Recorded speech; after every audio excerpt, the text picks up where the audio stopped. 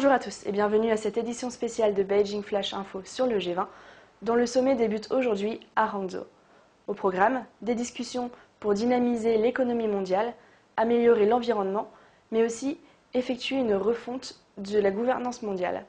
Xi Jinping a prononcé une allocution inaugurale dans laquelle il souligne notamment les défis posés par la récession économique mondiale et propose de favoriser le développement de l'économie en donnant un nouvel élan à l'innovation, en limitant les barrières protectionnistes, ainsi qu'en réduisant les inégalités dans le monde, tout en respectant l'environnement.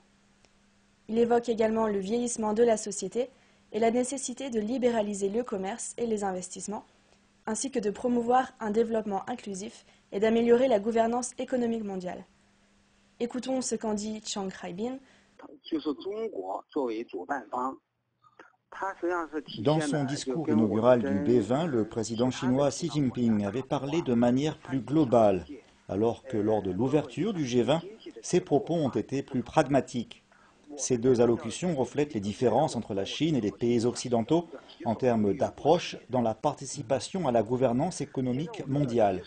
La Chine met l'accent sur le partage et la démonstration de sa propre conception et de son propre modèle de développement économique, alors que le monde occidental a par contre pour habitude de faire accepter son propre modèle. Claire Pearson, présidente de la Chambre de commerce britannique en Chine, explique que la Chine va jouer un rôle plus complet sur la scène internationale avec ce G20. So I think it was very much about a fresh start. China's hitting the restart. It's going to be an innovator on the global stage. It's going to be a diplomat and a facilitator in the Belt and Road. And it's going to be an environmental leader in sustainable business. Voilà, c'est tout pour aujourd'hui. Merci de nous avoir suivis et à bientôt.